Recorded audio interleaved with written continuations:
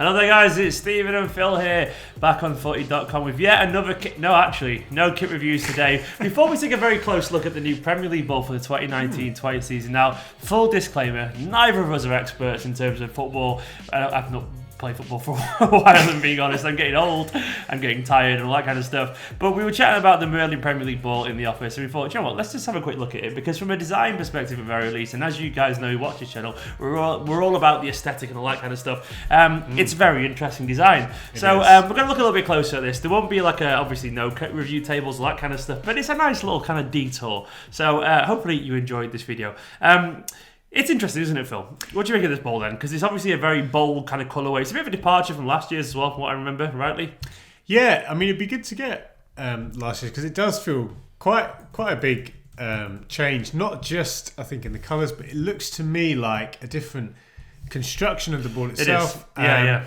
Now, obviously, last year, and you'll see there, I think in many ways those colours, whilst there's kind of a bit of energy about them, actually it's relatively sort of standard colourway, I guess. But this year with the pink, a very big departure, and it feels a lot like, I guess, what the Premier League have been doing in general with their branding. Obviously, that pink colour is used quite a lot. Really dazzling kind of pink Nike swoosh there, isn't it? Yeah, and I really like that, because I think, it's vivid, isn't it? It is. It's quite memorable. Obviously, kind of the design of the ball itself. Apart from occasionally when a kind of winter version comes out, often it's relatively safe year on year. So it's I really like it. I think, it is going to be, for a lot of fans, I think, kind of a big departure in terms of the pink. But, I like it too. Looking at the details, just, in that picture there. Apparently, it's actually inspired by the urban landscapes of English cities. And I can kind of see what they mean, actually. Yeah. Well, I like the kind of meld of the different ideas. So you got on that bit with the Premier League logo, this kind of speckly. It looks a bit like a kind of almost like a pavement type thing, but obviously with the black pink. Of course. And then I really like that in contrast with the more sort of technical, which to me detailed looks like bit. a bunch of like blocks that could almost be like buildings in a very kind of Minecraft kind of way. Well, to me, it was evoking the sort of almost like kind of microchip kind of technology side of it, which I think is really, really cool. And then kind of surrounding that, you've got, again, some more details. So there's a lot going on here. There's only 4 panels on this. 4 fused welded panels provide a bigger sweet spot for the ball striking. Because, like, in general, you don't want to strike the kind of seams, do you? You want to strike the panel. And there's only 4 panels in this ball, which means you've got all those little indentations, those grooves there. But, it's a pretty seamless ball, which is really impressive. There's a lot more panels than last year's ball. It was actually quite popular, what I can gather. It looked quite nicely. It was used in La Liga as well, last year's ball. And this one, it's different. It does feel different. I like the idea as well. It's got heightened visual clarity for players and spectators because of the new graphic layout and striking colour combinations.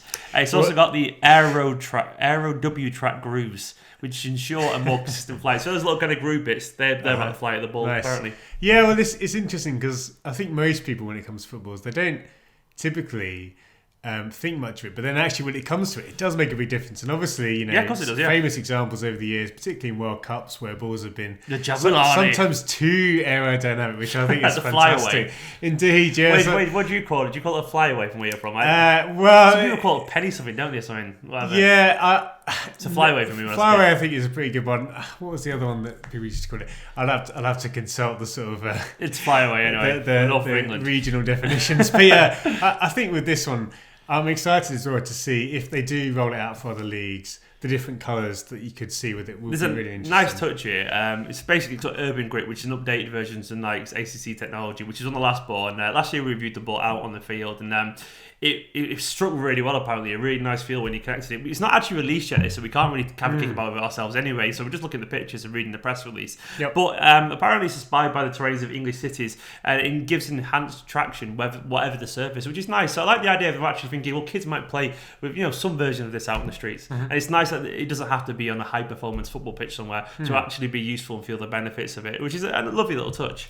It is, and obviously with anything shirts, but particularly with footballs, there is a real sort of, breadth of kind of price range. So hopefully some of that technology does filter down, and it often does, of course. Like you say, with last year, I mean, without being an expert myself, but it seemed like a pretty well received ball. It felt nice. I remember having a kick about with it, and it felt really good. It probably pinged off your feet as you kicked it. And this one we don't know yet. Who knows? But I think definitely from the outset, it looks like they've actually changed quite a lot. And it does. We talk a lot about year-on-year development and things like that. Clearly, Nike, I guess the Premier League, to them is obviously a big contract to have that, to be able to produce the ball for that. So that it looks like they're putting their best foot forward on the ball. I wonder what the first ever ball was in the Premier League. I can't remember. It was back in what year was the Premier League started? Yeah, so it would have been. It would be good to get a graphic there. Yeah, so the mitre. And I think looking at that, actually, it'd be good to sort of, I guess, briefly think, where does this sit amongst Premier League ball mitre ball? I'm Googling this now, by the way, 1992. Yeah, and that design, I think, it's quite iconic, actually. It is quite iconic. Yeah. I think the arrows there, instantly, the Ultimax. Yeah, Mitre Pro Max. Oh, Pro Max, sorry, yeah. Official match ball, the Premier League. Yeah, 1992. and I think it's interesting, looking at that design, it's not a million miles away from new. And obviously there's been... Well, it's a spherical object. You can't do that much design, can you?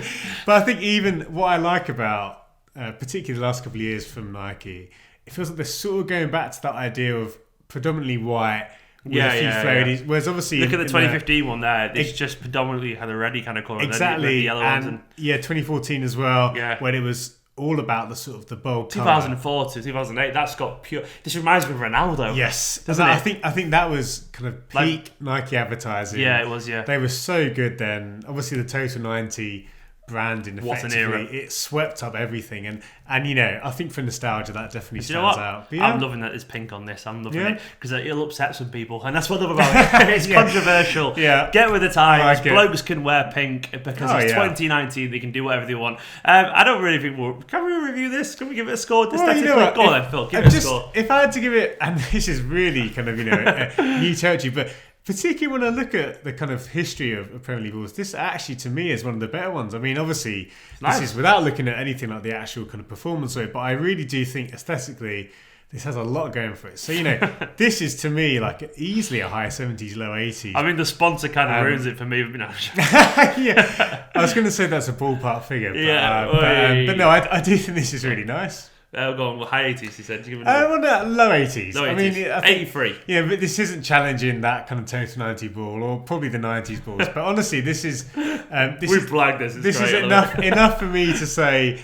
good job, Nike. I'm going to say that. Good job, Nike. Well done, Nike. Anyway, guys, just a quick overview of the new Premier League Merlin ball. I want to talk about it because I'm a Man City fan and David Silva. Merlin, they're one of the greatest players to ever play the game. It's true. I said it. Back tomorrow with a Manchester City video as well. We're going to do the kit rumours review. We've been promising that for a while. We're about to record this immediately after we finish this video, so wait around on Friday for that. We're going to look over Manchester City's first, second and third kit. We'll be reviewing them, but it's going to have some thoughts on the leaked kit so far. Go and check out the video from yesterday, which was Newcastle United's kit review, and all the other kit reviews from the past couple of months in channel. There's been loads of them. Subscribe if you're new to FOOTY.COM. Phil and I will see you very soon.